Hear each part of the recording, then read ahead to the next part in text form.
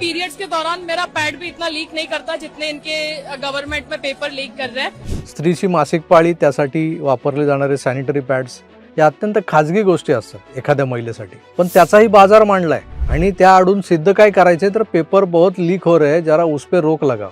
न्यायेन राज्यम नयनेन वक्तम लवणेन भुज्यम. लवणेन भोज्यम यातला एक शब्द यांना एवढा आवडतो की ते संस्कृत सुभाषित जे यांना माहीतही नसेल, त्याचा अर्थ काय तेही घंटा कळाला नसेल, पण लवडेनं म्हणायला हे पुढे पुढे.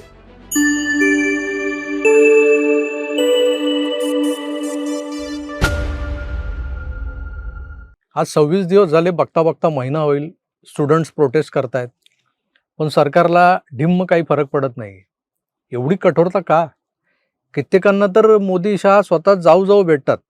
म्हणजे ते आंदोलन करणार असं कळलं की आधीच जातात, त्यांना भेटतात, त्यांच्या समस्या सोडवून टाकतात, प्रॉब्लेम सॉल्व्ह होतात. मग विद्यार्थ्यांचा नीटचा पेपर लीक झाला आहे, त्यामुळे एवढं अपरिमित नुकसान झालं आहे त्यांचं, तरी हे सरकार म्हणजे सरकार आहे की मानताही नाही. या मागची कारणं जर शोधली ना तर सगळ्यात आधी याकडे पाहावं लागेल की या CJPच्या प्रोटेस्टमध्ये कोण शिरलंय, कोण शिरलंय, आणि त्यात विशेषतः JNU किंवा दिल्ली युनिव्हर्सिटीचे डफली गँगवाले कसे शिरजोर होत आहेत एकंदर आंदोलनात. आणि हे सगळं समजून घेतल्यानंतर, नीट पाहिल्यानंतर तुमच्या लक्षात येईल की हे आंदोलन खरोखरच न्याय्य हक्कांसाठी चालवलंय का या लोकांनी. JNUचा जो काही अभ्यास आपण बाहेर राहून केला, कारण आपल्याला काय JNUत प्रवेश मिळाला नाही आणि आपल्याला काय ती PhD वगैरे करायची नाही JNUत जाऊन. त्यामुळे बाहेरून जो काही आपला अभ्यास आहे JNUचा, त्यात असंही ऐकायला मिळतं की डफली गँगमधल्या पोरीज ज्या असतात त्या सगळ्यात खतरनाक असतात. तर त्यांचंच ब्रेन वॉश अत्यंत खतरनाक पद्धतीनं झालेलं आहे. या जेवढ्या ताठमानेनं घोषणा देतात तेवढ्याच स्पीडनं घोडागाडी खेळायलाही तयार असतात, असं ऐकू नये बुवा. कारण यांची भाषा जी आहे, यांच्या तोंडात जी भाषा, जे शब्द असतात, तेच यांचं चरित्र आणि चारित्र्य नेमकं काय आहे हे स्पष्ट करून जातात. त्यामुळे आपण काय बोलायला नको. जंतर मंतर म्हणे सोता नाही, फिर असल में क्या होता है जंतर मंतर में रात को. इथे ज्या मुली आलेल्या आहेत त्यात भल्या घरच्याही मुली आहेत, चांगल्या कुटुंबातली पोरंही आहेत, सगळे काय डफली गँगवाले नाही आहेत. कारण नीटचा पेपर फुटला हे एकमेव कारण नाही आहे की जे ट्रिगर करून गेले. पेपर तर दर 2 महिन्यानं फुटतात आपल्या देशात. कधी नीटचे, कधी JEEचे, कधी TETचे, चला इयत्ता 4थीचेही पेपर फुटतात आमच्या गावात. पोरं झेरॉक्स काढून वाटतात ते. पण या खेपेला ज्या विद्यार्थ्यांनी आत्महत्या केली आहे त्या 20-22 जणांच्या मृत्यूचं प्रचंड भांडवल केलं गेलंय आणि ते करून समस्त युवा पिढीला एका दुःखद धक्क्यात, सदमा म्हणतो ना आपण, त्या सदम्यात ढकललंय मुद्दाम काही लोकांनी. प्रचंड मोठं ब्रेन वॉशिंग, आणि तेही सोशल मीडियाच्या माध्यमातून. झालंय काय तर प्रत्येक घरातला विद्यार्थी, मग तो पोरगा असो की पोरगी, म्हणजे कोणी का असेना, तर जेंडर बायस व्हायचं नाही. या विद्यार्थ्यांच्या मनात या 20-22 आत्महत्यांनी घर केलेलं आहे.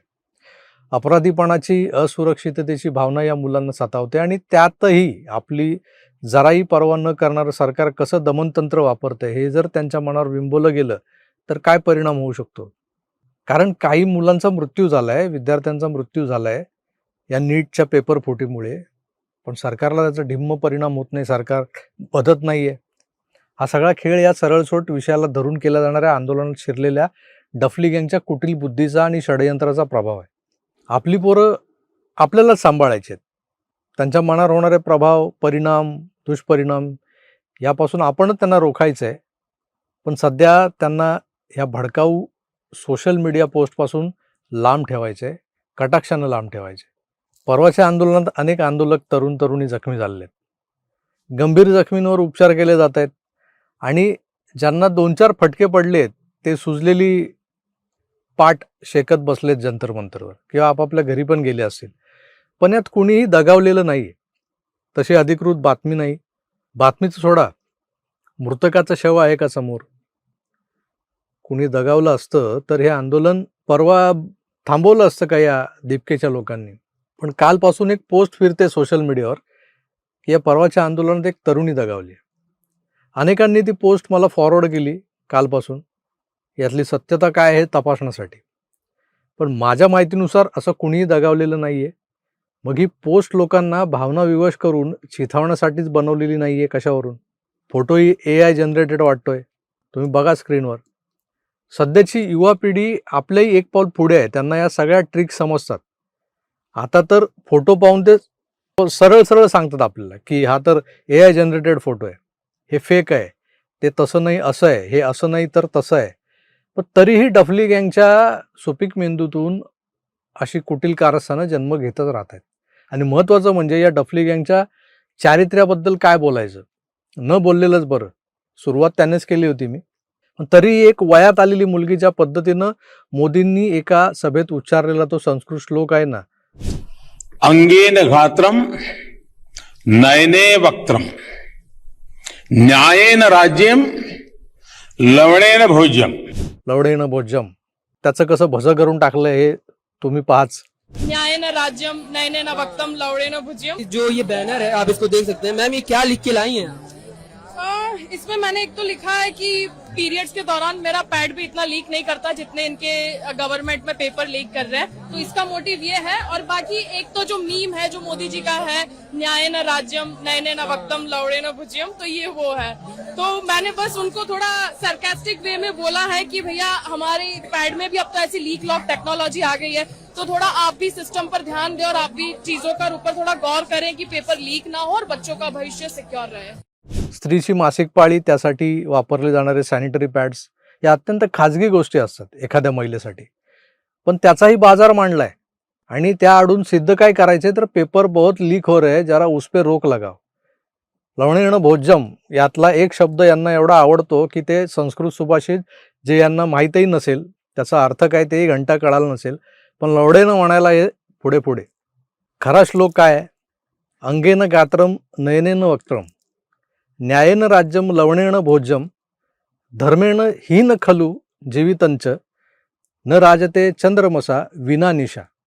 अंगेन गात्रम म्हणजे गात्रांविना अंग, म्हणजे नाक, डोळे, हात, पाय अशा वेगळ्या अंगाविना शरीर नाही. नयनेन वक्त्रम म्हणजे डोळ्याविना चेहरा नाही. न्यायाविना राज्य. आता येतं लवणेन भोज्यम. लवण म्हणजे मीठ, आणि मिठाविना भोजन कसं बेचव, तसंच पुढे धर्माचरणाविना जीवन नाही.